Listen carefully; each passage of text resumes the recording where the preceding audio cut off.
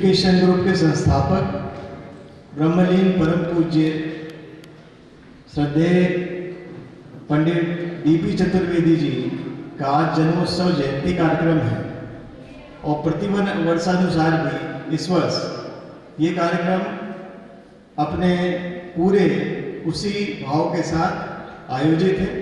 हमारे आज के इस कार्यक्रम में हमारे बाहर से आए हुए कविगणों में सम्मानीय श्री हरीश पांडे जी जो कि हास्य के कवि हैं और पिपरिया से हमारे बीच में आज अपनी हास्य की कविताओं के माध्यम से मन मोहने के लिए यहाँ पर उपस्थित हैं। इसी क्रम में रजनी श्रीवास्तव जी जो कि श्रृंगार गीत गजल को लेकर के दिल्ली से पधारी हैं और भाई पंकज अंगार जी जो कि राष्ट्रीय मंचों के कवि हैं, वीर रस की विधा है और ललितपुर से आपका आगमन हुआ है। हम सभी कविगणों का इस गरिमामय मंच से स्वागत करते हैं, अभिनंदन करते हैं। हमारे आज अंतर्राष्ट्रीय स्तर पर मानव अधिकार संगठनों का प्रतिनिधित्व करने वाले और राष्ट्रीय मंचों पर अपनी काव्य विधा से मन मोहने वाले श्री जगदीश तपेश जी, संस्था के संचालक डॉक्टर राम कुमार चतुर्वेदी जी से भी आग्रह है कि मंच पर अपना स्थान ग्रहण करेंगे। सम्मानीय श्री चातक जी, सम्मानीय श्री तपेश जी, आप सभी से निवेदन है कि मंच पर अपना स्थान लेने को कम करेंगे।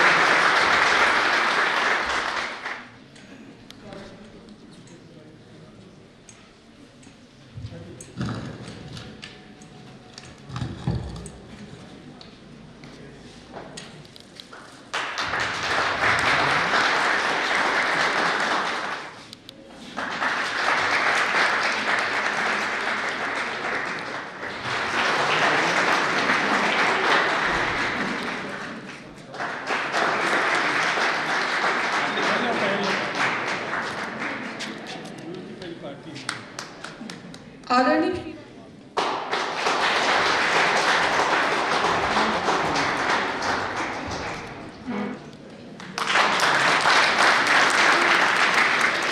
इसके उपरांत हमारे संस्था के संस्थापक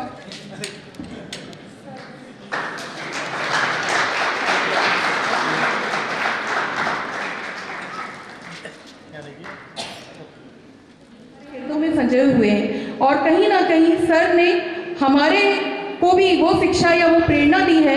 उस प्रेरणा के माध्यम से भी हम लोग अपने जीवन में यहाँ पर खड़े होने का वो साहस जुटा पाए हैं। आज सर जिन संस्थाओं को चला रहे हैं उन संस्थाओं को चलाने के पीछे मात्र बाबूजी की ही प्रेरणा है। अगर हम जाने कि सर किन किन संस्थाओं के माध्यम से इनको चला रहे हैं तो एसएससी चतुर्वेदी कॉलेज जो कि माता जी के नाम पर है, यहाँ पर एजुकेशन कॉलेज जो कि बीएससी बीएड और बीए बीएड की शिक्षाओं को भी यहाँ पर के सर द्वारा संचालित होता है। यहाँ श्री राम आदर्श शिक्षा संस्थान के माध्यम से एक समिति के माध्यम से सारी संस्थाएं चलती हैं। DPC law college, DPC arts and commerce college और इसके उपरांत यहाँ पर श्री राम आदर्श स्कूल भी संचालित हो रहा है। ये सारी प्रेरणा स्रोत कहीं ना कहीं हमारे श्रद्धेय बाबूजी रहे हैं और अगर हम उनके बारे में जाने तो वो एक बहुत प्रख्यात कवि भी रहे हैं जिन्होंने जबकि सेकेंड वर्ल्ड वॉर चल रहा था तो उन्होंने एक बहुत ही प्रेरणा कहना चाहिए हृदय में एक इतनी प्रेरणा स्थापित करने वाली कविताओं को संजोया था जो हमारे सर ने हमको कईयों बार सुनाई और उस कविता को सुनते ही हमारे वास्तव में रोंगटे खड़े होने लगते हैं। तो कहीं ना कहीं बाबूजी हमारे लिए इतने प्रेरणा स्रोत और उसके साथ साथ वो एक प्रख्यात शिक्षाविद रहे, साहित्यकार रहे, संगीतकार रहे और उसके साथ साथ एक ब्राह्मण का कर्तव्य होता है कि वो वेदों के ओर अपने ज्ञान को प्राप्त करे क्योंकि बिना ब्राह्मण ज्ञान के अधूरा होता है। जहाँ की अगर हम प्रतिभा की बात करें तो वो तपोनिष्ठ, मार्गदर्शक, बहुमुखी प्रतिभा के धनी ऐसे श्रद्धेय बाबूजी को मेरा सत कोटि नमन है और उनके इस जयंती के पर्व पर मैं सभी से आग्रह करूंगी कि आप भी उनको श्रद्धेय नमन करें।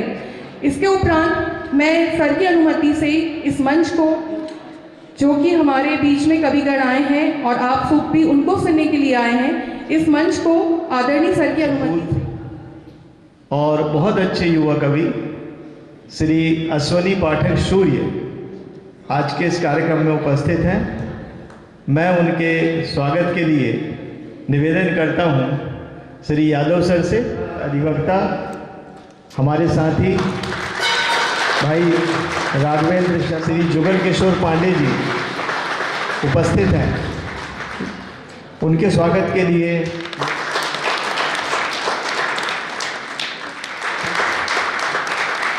और स्वागत की कड़ी को यहीं पे राम कुमार चतुर्वेदी जी को निवेदन करता हूं कि आज के कार्यक्रम की भूमिका की प्रस्तुति करेंगे।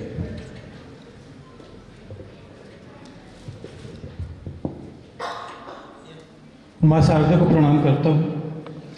सम्माननीय मंच मेरे मित्र श्री राघवेंद्र शर्मा जी, मेरे साहित्यिक गुरु आदरणीय श्री रमेश श्रीवास्तव जी, जगदीश तपेश जी और वनवासी विकास परिषद के जिलाध्यक्ष नाथुराम ध्रुवे जी, कविगण में पंकज अंगार जी, रजनी श्रीवास्तव जी, हरीश पांडे जी और सामने मंच पर पांडे जी, पाठक जी और मेरे अध्यापक गण, मेरे प्रिय विद्यार्थी गण। आज इस जन्मोत्सव के बारे में, पिताजी के बारे में थोड़ी सी जानकारी आपको दे दूं कि ये 7वीं क्लास में थे मेरे पिताजी, तब इनकी सरकारी नौकरी लग गई थी और यहाँ सिवनी जिले के प्रतिष्ठित राजन गुप्ता नाम आप लोगों ने सुना होगा। राजन गुप्ता के पिताजी नारायण दास गुप्ता उस समय पे नगर पालिका के चेयरमैन थे और उस समय पर नगर पालिका के विद्यालय थे जिसमें मेरे पिताजी भी टीचर थे। और जब ये निरीक्षण के लिए गए तो मेरे पिताजी, जिनके अंडर में मेरे पिताजी जिस स्कूल में थे, उनके एचएम को जब बड़ी बेहुदा ढंग से डांटा गया तो मेरे पिताजी को बर्दाश्त नहीं हुआ। उन्होंने कि एक शिक्षक की गरिमा को देखते हुए उन्हें बर्दाश्त नहीं हुआ और उन्होंने शिक्षा विभाग को अपना त्याग पत्र दे दिया कि मेरे सम्माननीय प्रधान अध्यापक के साथ में इस तरह का बर्ताव देख करके मेरा मन बहुत दुखी हो गया है। ऐसी शिक्षा और ऐसे शिक्षाविदों के प्रति जो अपमान है उसको मैं नहीं सहन कर सकता, इसलिए मैं इस्तीफा दे रहा हूँ। पूरा की पूरा नगर पालिका परिषद प्रशासन सकते में आ गया कि क्या हो गया करके। मैं बहुत छोटा था, जब मुझे बाद में पता चला कि मैं तो जब पैदा भी नहीं हुआ था तब मेरे पिताजी ने ये बतलाया था मेरे को। जब मैं 6वीं 7वीं क्लास में था तो एक बनवारी लाल शर्मा जी थे जो नगर पालिका के मुख्य लिपिक थे, तो उनके लड़के के साथ में स्कूल जाता था। तो उन्होंने बताया, क्या नाम पूछा उन्होंने मेरा, तो मैंने नाम बताया। अच्छा, तुम सीधे पिताजी का नाम लेके, तुम दुर्गा प्रसाद चतुर्वेदी के लड़के हो क्या? तो मैंने कहा हाँ। अरे भैया, मैं तो इसकी फाइल उठा उठा करके परेशान हो गया। फिर ऐसा व्यक्तित्व बोले सिवनी जिले में पहला व्यक्तित्व देखने को मिला।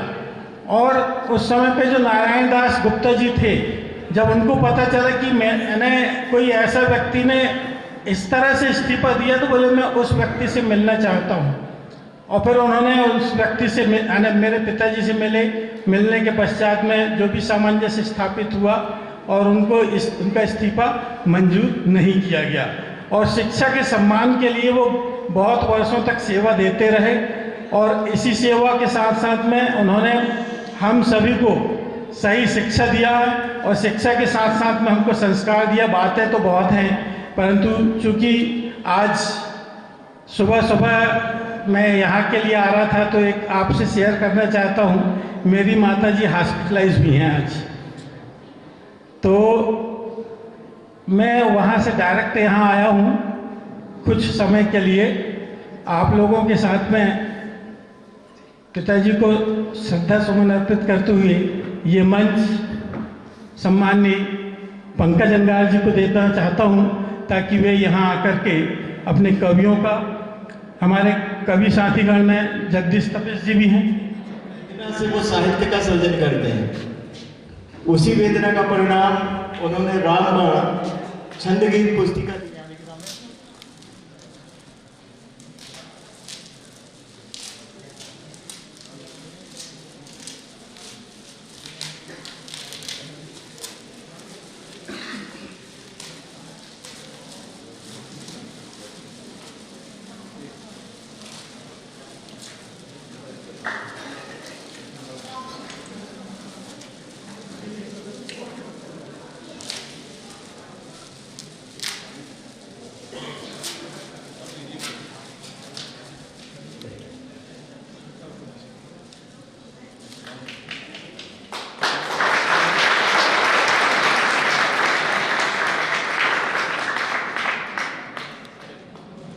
आप सबकी पावन उपस्थिति को प्रणाम करता हूँ। श्रद्धेय डीपी चतुर्वेदी जी की स्मृतियों को प्रणाम करता हूँ। डीपी चतुर्वेदी जी एक व्यक्ति से आगे बढ़कर एक संस्थान में प्रवर्तित हो चुके हैं। एक ऐसा संस्थान जो प्रतिवर्ष न जाने कितने विद्यार्थियों के भविष्य गढ़ता है, इस देश को कुछ अच्छे नागरिक देने का प्रयास करता है। इसलिए हम एक बार, मेरा मन है कि हम जोरदार तालियों से, अपनी तालियों के माध्यम से मैं श्रद्धांजलि मेरा छोटा भाई अवनीश सूर्य अभी अभी सामने बैठा था, अचानक ऐसे अंतर ध्यान हो गया, आसमान हो चुका है और उसकी बाकी सही जगह वही है। इन दिनों आपके शिवनी नगर का प्रतिनिधित्व पूरे देश में एक युवा तरुणाई के रूप में वो कर रहा है, पूरे देश में निर्यात किया जा रहा है और इस देश की वेदना का, इस देश की चेतना का स्वर बना हुआ है। मेरा मन है कि एक बार उसके सम्मान में भी पूरा मंच तालियों से स्वागत करें। उसके ठीक नजदीक एक चमचमाता मुस्कुराता हुआ सा चेहरा जो दिल्ली से हमारे बीच आता है, हमारी माता शक्ति जो यहाँ संख्या में अधिक दिखाई दे रही है, उनका प्रतिनिधित्व वे करती हैं पूरे देश में, पूरी दुनिया में।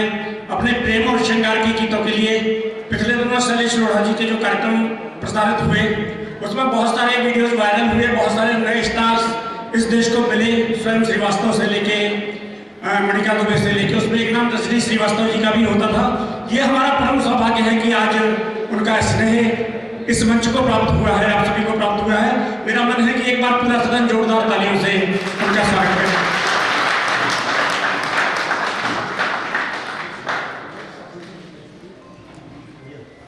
एक बड़े गीतकार, जिन दिनों हम जब कागजों पर कुछ गीतों को पढ़ते हैं, जो गीत केवल गीत नहीं होते, हमारी आत्मा की संतुष्टि के लिए अमृत तुल्य होते हैं, तो उनमें एक बड़े गीतकार हमारे सामने आते हैं, जिनका नाम होता है आदरणीय रमेश चादक जी। वे हमारे बीच में हैं। मेरा मन है कि पूरा सदन एक बार जोरदार तालियों से उनका स्वागत करे। एक सुघड़ सुदर्शन चेहरा और मंच हम लोगों ने बड़ा व्यवस्थित किया है। माता शक्ति की तरफ रजनी बैठी हुई है, वो आपकी प्रतिनिधि है, तो इन्होंने कहा भैया हमारा प्रतिनिधि, तो ये देखिए, ये हमारी दुर्गा माँ और ये हमारा भैरव बाबा। हरीश भैया आपके बहुत नजदीक है, पिपरिया पचमढ़ी के पास, लेकिन हरीश हिंदी कविता के मंच को अपने काव्य धारा से समृद्ध करते हैं, संपन्न करते हैं, उसे बहुत ज्यादा यश वैभव देते हैं, लेकिन ये फिल्म लाइन से भी जुड़े हुए हैं। इन दिनों पचमढ़ी में सरक्षक सेना जी के साथ शूट कर रहे थे, लेकिन ऑलरेडी जब राम कुमार जी चतुर्वेदी जी का आदेश पहुंचा तो उन्होंने आज की शूटिंग को स्थगित करके हमारे लिए समय निकाला। मेरा मन है कि उनके इस बड़े मन के लिए एक बार पूरा सदन जोरदार ताली से।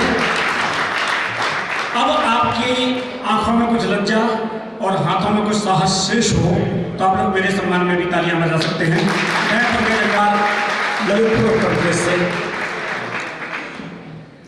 जगदीश गजल का तपेश जी का परिचय नहीं कराया मैंने अभी तक, मैं क्षमा प्रार्थी हूँ। इस देश के बड़े गजल हमारे साहित्य की बड़ी कोमल विधा होती है, जहां 2 पंक्तियों में पूरा उपन्यास गढ़ दिया जाता है, ऐसे ऐसे शेर। और तपेश जी बहुत लंबे समय से हम लोग परिचित हैं सोशल मीडिया के माध्यम से। बहुत सारे ऐसे समूह थे जिसमें हम दोनों एक साथ काव्य साधना किया करते थे।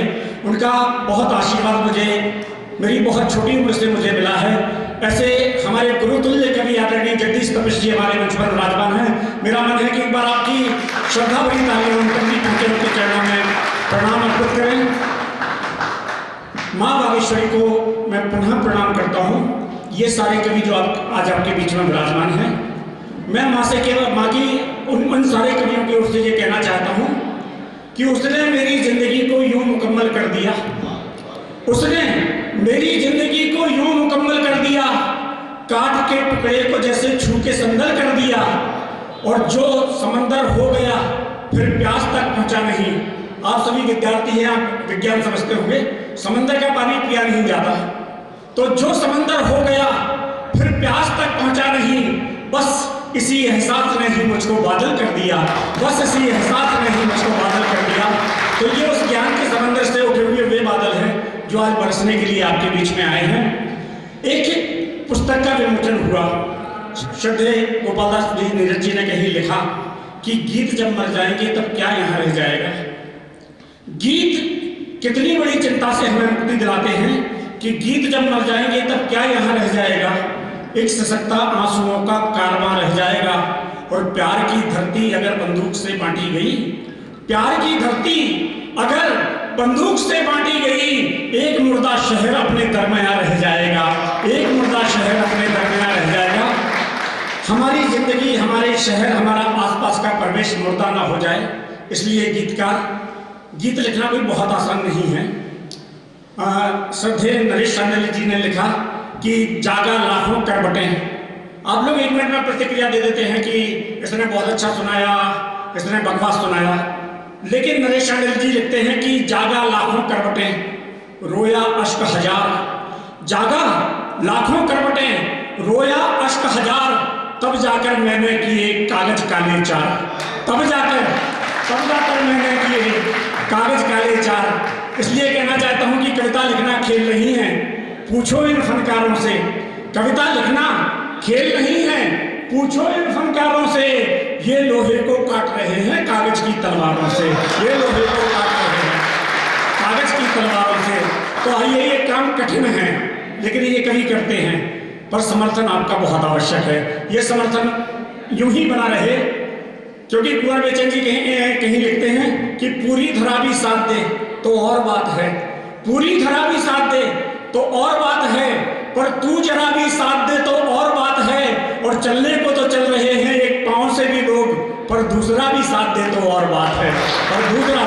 इस कवि सम्मेलन की ये दोनों पैर, सारी ऊर्जा कभी यहाँ से लगाएंगे।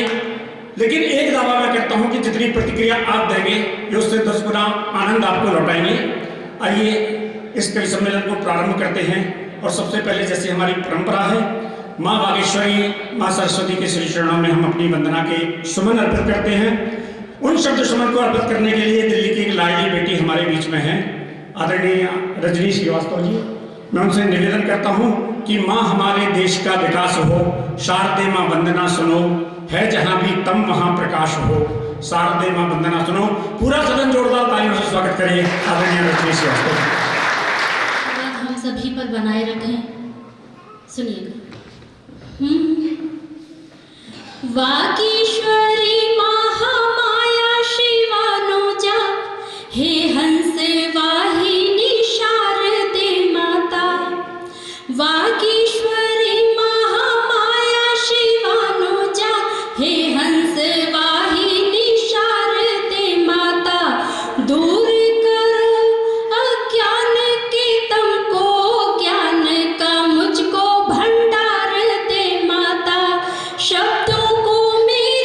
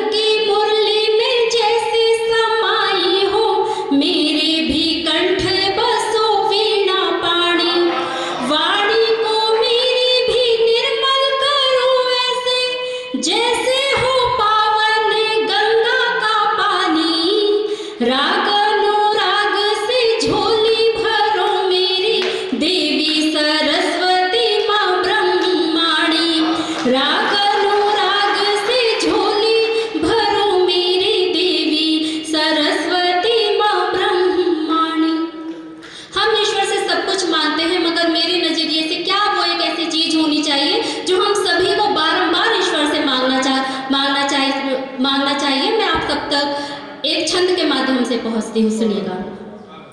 कि दीन दयाल सुनो विनती, प्रभु द्वारे खड़ी एक आस लगाए। दीन दयाल सुनो विनती, प्रभु द्वारे खड़ी एक आस लगाए। दूर करो छल द्वेष सभी, मन प्रेम दया करुणा कर पाए।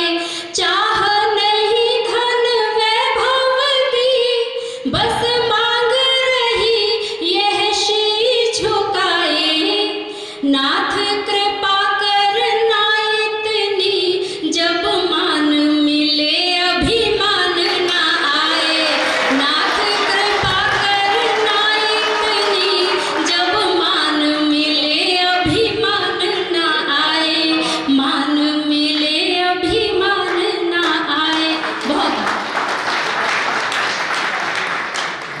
जब मान मिले अभिमान ना आए, ये हमारे जीवन की एक विद्रूपता है कि हम जैसे जैसे यश समृद्धि को प्राप्त करते हैं, तो पहले हमें मुझे याद है कि हमारे जो घर होते थे उनके दरवाजे छोटे बनाए जाते थे।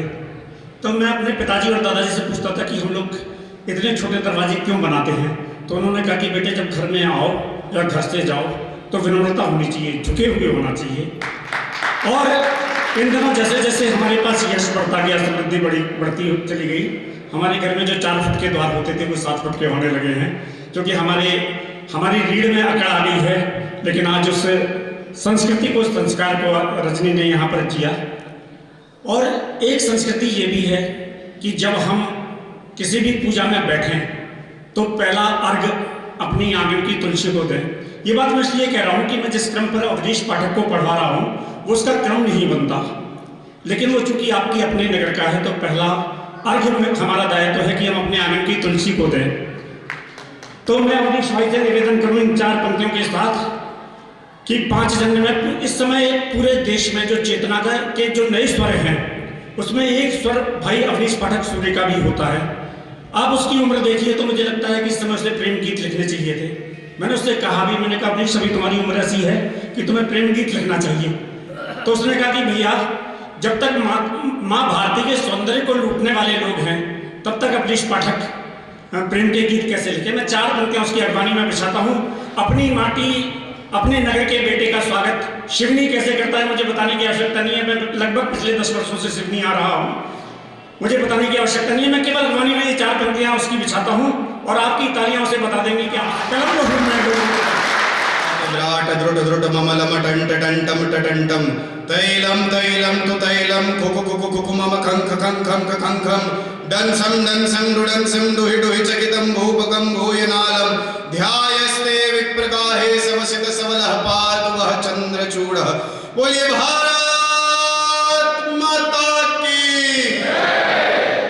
क्षमा कीजिएगा, ये सिवनी शहर के युवाओं की आवाज नहीं हो सकती है। अपने हाथ को मुट्ठी बनाइए और आकाश में मारते हुए सिंह माता की वंदे वंदे। वैसे तो ये मेरा क्रम था ही नहीं और मेरी उपस्थिति यहां पर मंच पर भी नहीं होती। ये दादाजियों का प्रेम है कि उन्होंने एक छोटा सा मौका दे दिया इस कवि सम्मेलन की शुरुआत करने का। यहाँ मेरे समक्ष आदरणीय मेहनाथ जी उपस्थित है, प्रेम पुजारी जी और हमारे भैया राजा पांडे जी भी उपस्थित है। मैं प्रणाम करता हूँ आपको। श्री राम सेना के जिला संगठन मंत्री नामदेव भैया भी यहाँ उपस्थित है। और बिना किसी भूमिका के 4 पंक्तियां मैं रखना चाहता हूँ। चौथी पंक्ति पर या तो पूरे सदन में तालियों का हिमालय खड़ा हो जाए या तो सदन में एक भी आवाज ना हो, मैं उसे भी आपका समर्थन समझूंगा। कि हाथ में सजाते सदा बरछी कटारी उन राजा छत्रसाल की जवानी याद कीजिए। हाथ में सजाते सदा बरछी कटारी उन राजा छत्रसाल की जवानी याद कीजिए। दक्खन के शेर हिंदवी स्वराज पालक वे छत्रपति शिवा की कहानी याद कीजिए। तो चंडी अवतारी महानारी एक रूपधारी अवनीश झांसी वाली रानी याद कीजिए। और युद्ध भूमि मध्य रक्त में उफान भरती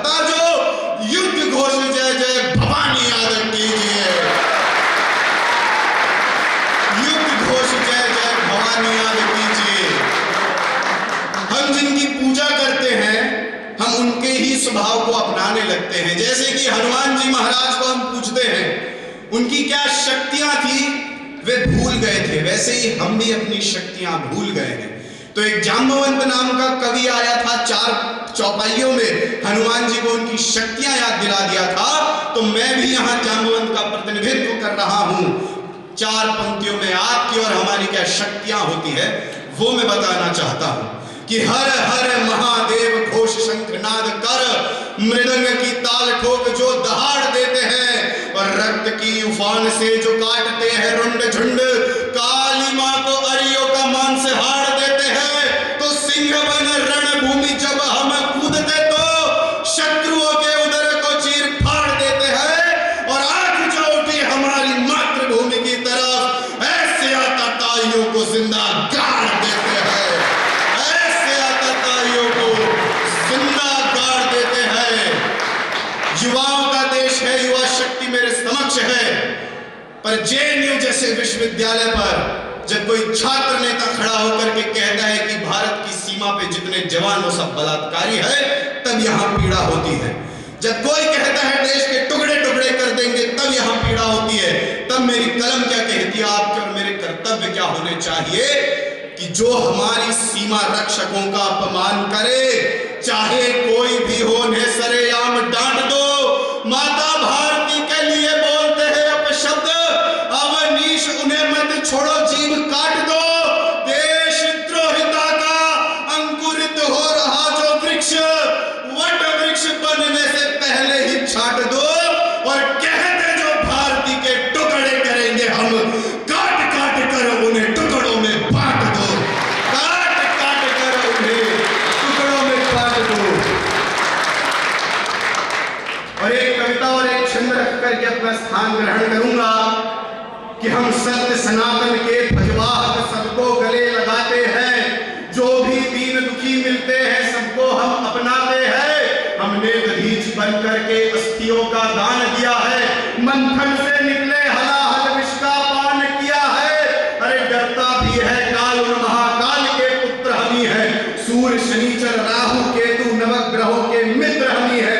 जीवन मरण के चक्र को सबसे पहले जाना था, गौ माता की रक्षा करने हमने फंसा लाना था, और 3 मुट्ठी चावल पर तीनों लोग वार दिया था, और नारी की रक्षा करने हमने रावण मार दिया था, नारी की रक्षा करने हमने रावण मार दिया था।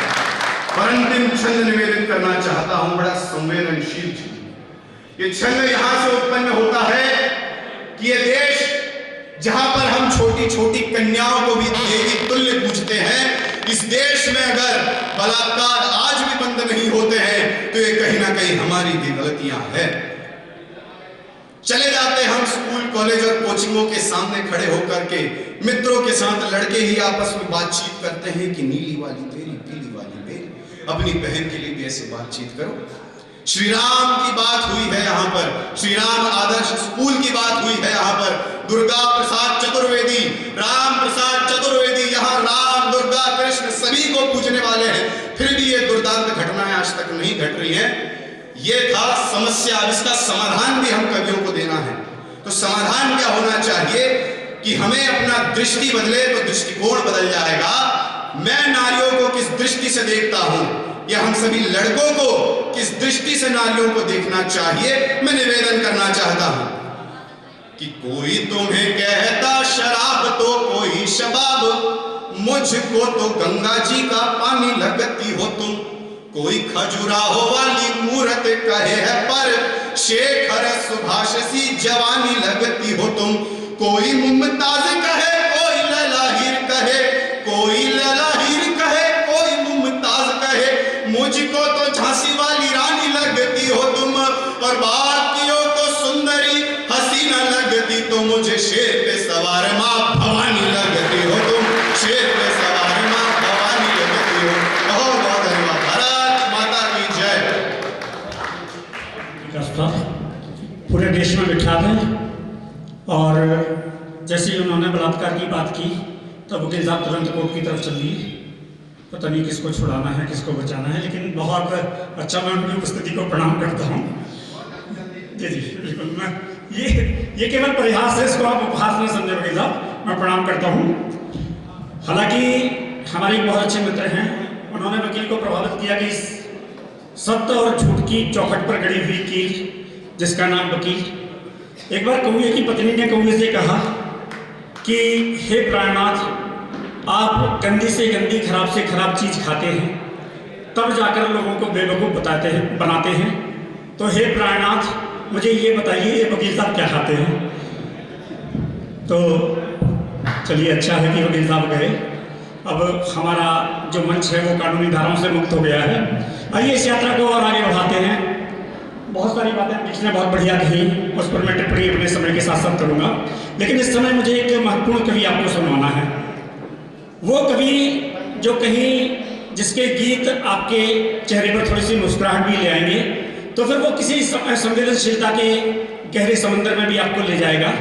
मैं 4 पंक्तियां उसकी अगवानी में बिछाता हूँ और आपकी तालियां उसका स्वागत करेंगी कि मस्खरा मशहूर है आंसू छुपाने के लिए, मस्खरा मशहूर है आंसू छुपाने के लिए, बांटता है वो हंसी सारे जमाने के लिए, और मिल रहा था भीख में सिक्का जिसे सम्मान का, वो नहीं तैयार था झुककर उठाने के लिए। मेरा मन है कि एक बार पूरा सदन जोरदार तालियों से भाई हरीश पांडे जी का स्वागत करें, जो पिपरिया से हमारे बीच में हैं।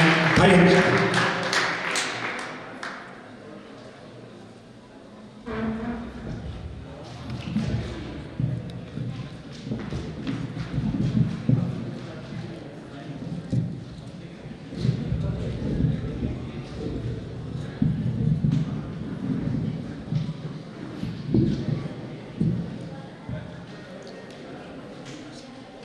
अजनबी हूँ मगर अपना बन जाऊंगा,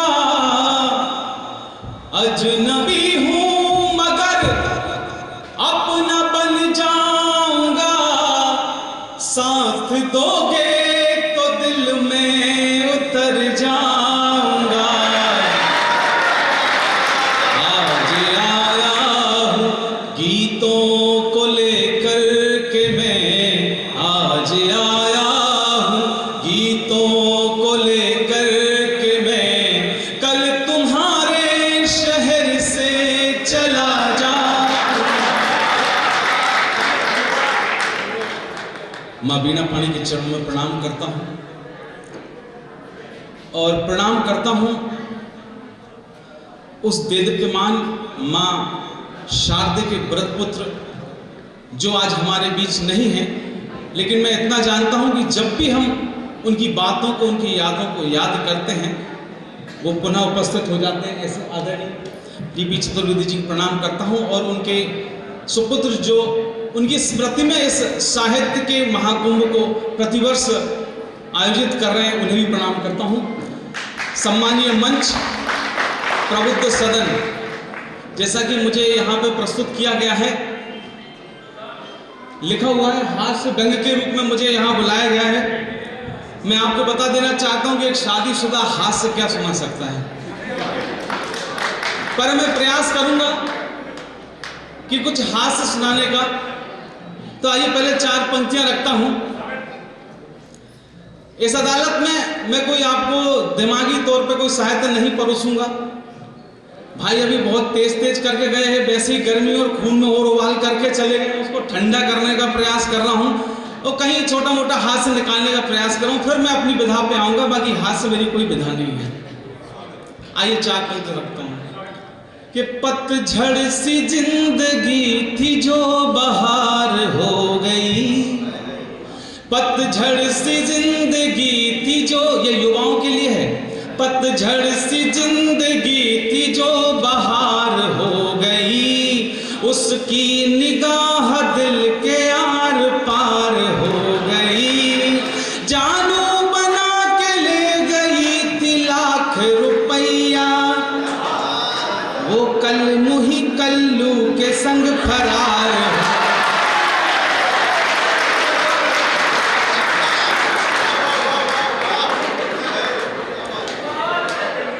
पर हम भी बहुत चिपकू हैं, हमने हार नहीं मानी। ये प्यार की दिल में अब भी शम्मा है, प्यार की दिल में अब भी शम्मा है। लोग कहने लगे निकम्मा है, हम कुंवारे के बस कुंवारे हैं, वो दो बच्चों की आज अम्मा है। आइए, वेदना मेरा विषय है और इस वेदना के से हास्य चुराने का प्रयास किया है, आप तक रखता हूं। ये वेदना उन कुंवारों की वेदना है जिनकी शादियां नहीं हो रही हैं, बहुत परेशान है कि आखिर मेरी शादी नहीं हो रही है और वो बूढ़े भी होते जा रहे हैं।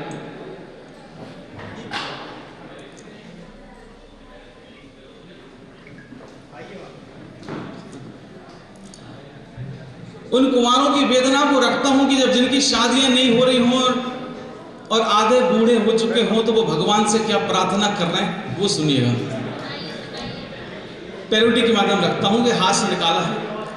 ये बाल पके बूढ़े से हो गए मिला न कन्यादान, प्रभु दो शादी का वरदान, प्रभु दो शादी का वरदान। कुंवारे भगवान से प्रार्थना कर रहे हैं। ये तो इन लोगों की गुलाबी है। ये पट्टी तो कम से कम मेरा साथ देगी ना रिदम के साथ। बाल पके बूढ़े से हो गए मिला न कन्यादान, प्रभु दो शादी का वरदान। बांध के सहरा हम भी जग में पालेंगे सम्मान, प्रभु दो शादी का वरदान। समस्या कहाँ है? आज बड़ी विपदा है आई, नहीं मिल रही हमें लुगाई। आज बड़ी विपदा है आई, नहीं मिल रही हमें लुगाई। जहाँ कहीं पर लाइन मारी, वहीं हो गई हमारी ठुकाई। लाते घूसे खा खा करके हो गए लहू लुहान, प्रभु दो शादी का वरदान। मोबाइल मत चलाओ, ताली बजाओ, तब मजा आएगा। अगली समस्या देखिए, भगवान ने कही थी समस्या कहाँ रही, तो कुंवारे बोलते कि बहुत बरातें हमने देखी, फंक्शन में आंखें भी सेंकी। दूल्हे की साली पट जाए, लंबी चौड़ी हमने फेंकी। लगता है बिन शादी के ही जाएंगे शमशान, प्रभु तो शादी का वरदान, प्रभु दो शादी का वरदान। तो एक समस्या और देखिए, सब मित्रों की शादी हो गई, गर्लफ्रेंड भी न्यारी हो गई। सब मित्रों की शादी हो गई, गर्लफ्रेंड भी न्यारी हो गई। कुछ बन गए अब मम्मी पापा, कुछ भगवान को प्यारी हो गई। जीवन की नदिया के तट पे कहाँ करें स्नान, प्रभु दो शादी का वरदान, प्रभु दो शादी का वरदान। देखिए साहब, समस्या कहाँ आती है? सब जगह देख लिए, रिश्तेदारों में देख लिए, लेकिन लड़की नहीं मिल रही कुंवारों को। तो वो सोचते हैं कि चलो मोहल्ला पड़ोस में किसी को देख लेते हैं, वो फेरे लगा लेते हैं। लेकिन उन कुंवारों के साथ वहां भी हादसा हो जाता है कि बाजू वाली लड़की भाग गई, खबर सुनी तो सांस अटक गई।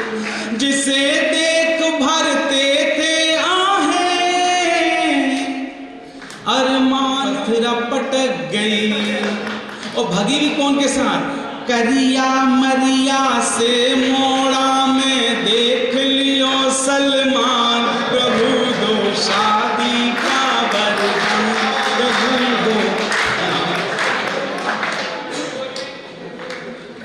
तीसरा आवाज इसमें बढ़ा दीजिए। ये मेरी विधा नहीं थी जो आपको सुना रहा था, सिर्फ आपसे जुड़ने का प्रयास कर रहा था। इको मत करो। वास्तव में मेरी विधा वेदना है, दर्द है।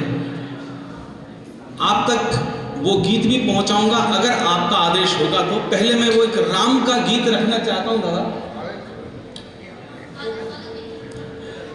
राम इस धरती पर रावण को मारने नहीं आए थे।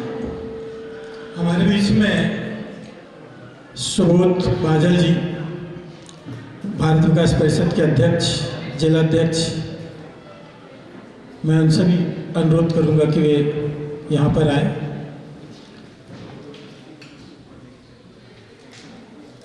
एक चेयर ले आओ बेटा, कोई है इधर से खाली चेयर ले आओ वहाँ से।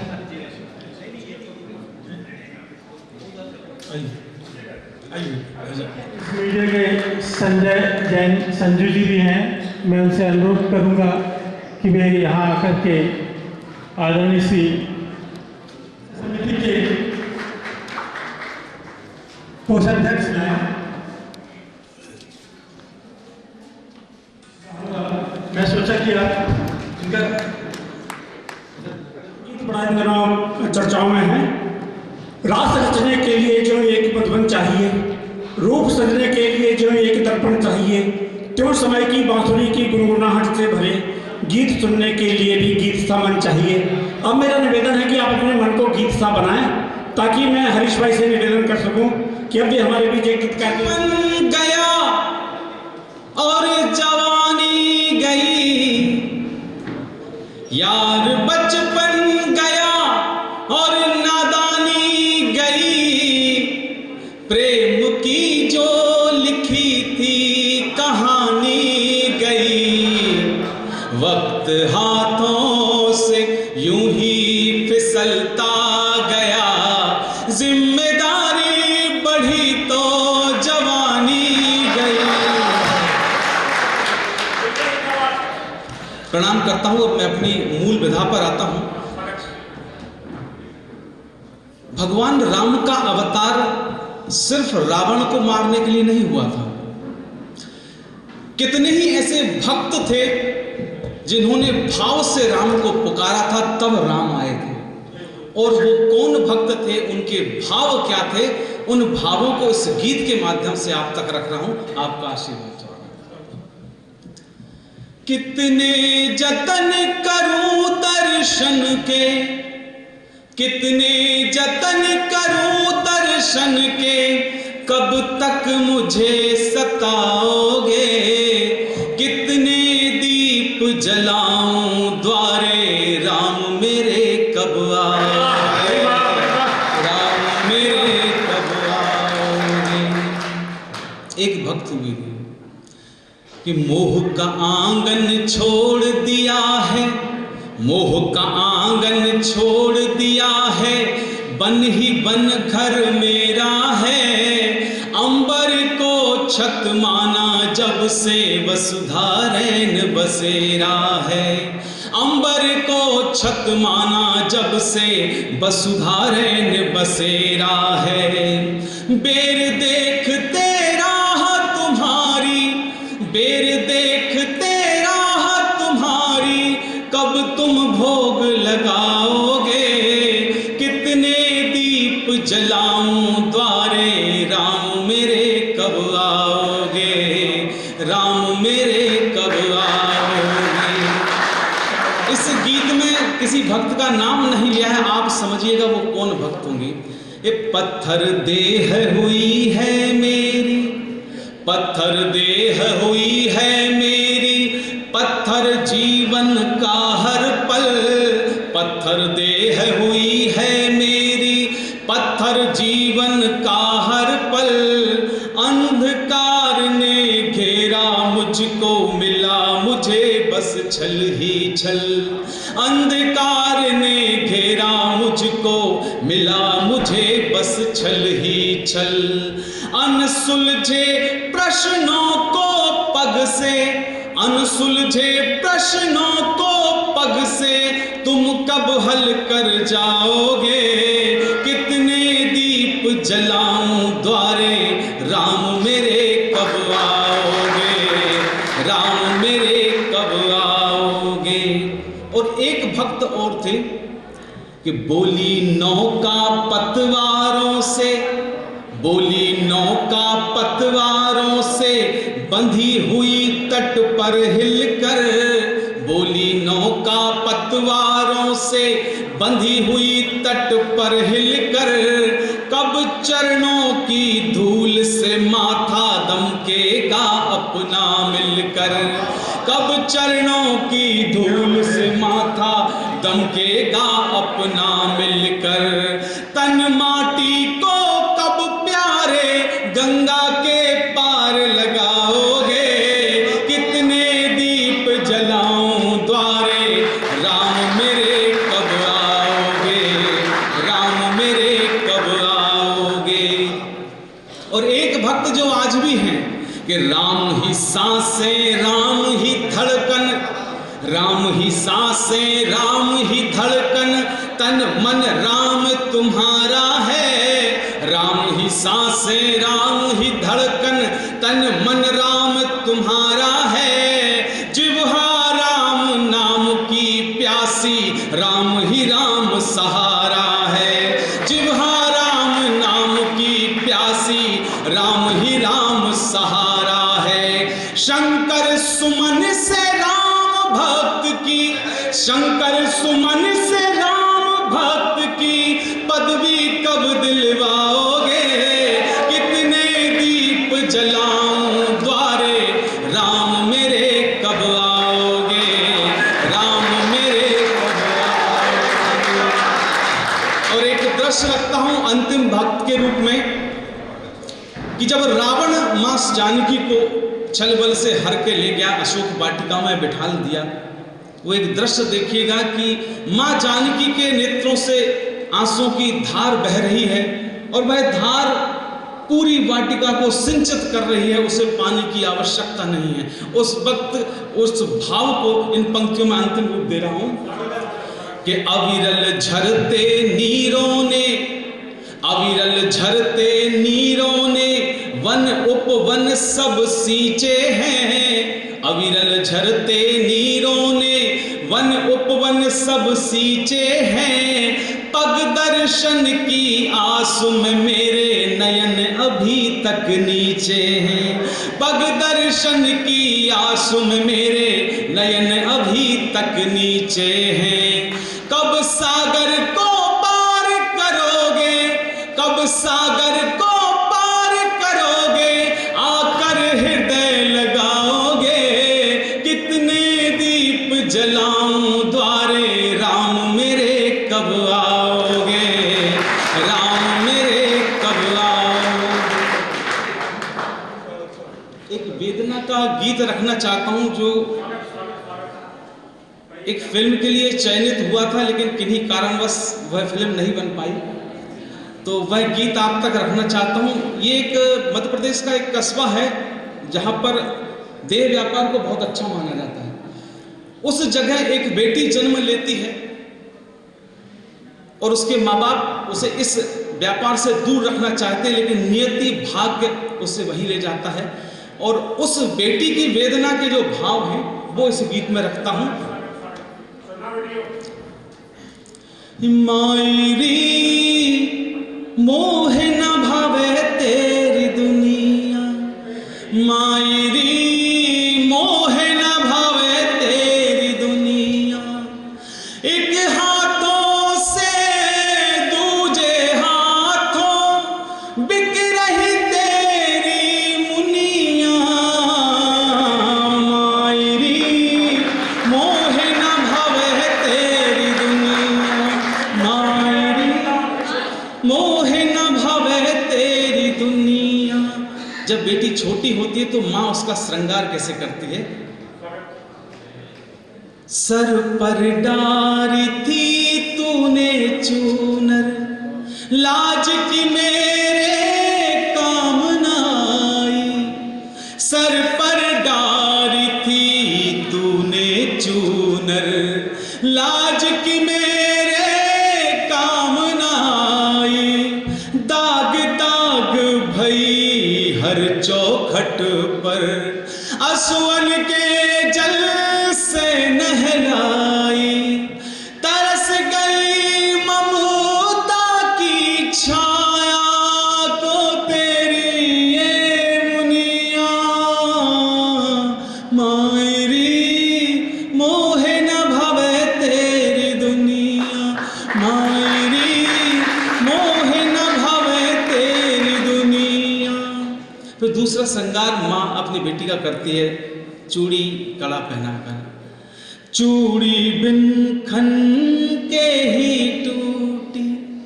जब बेटी बड़ी हो जाती है माता पिता उसका विवाह कर देते हैं, लेकिन वो नियति उसको उसी व्यापार की तरफ धकेल देती है।